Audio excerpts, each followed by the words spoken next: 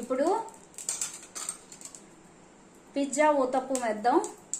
Pizza టైప్లో ఊతప్పు.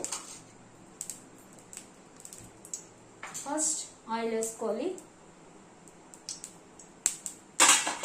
ఇప్పుడు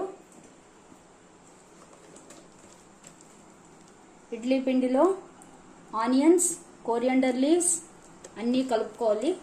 red green chillies అన్నీ కలుపుకొని ఇలా వేసుకోవాలి.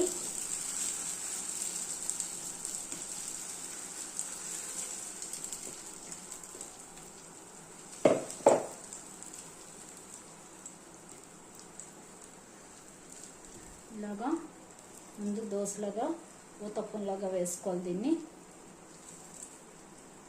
వేసుకుని ఆయిల్ వేయాలి. ఇప్పుడు దీన్ని మూత పెట్టి బాగా కాలనివ్వాలి రెడ్గా.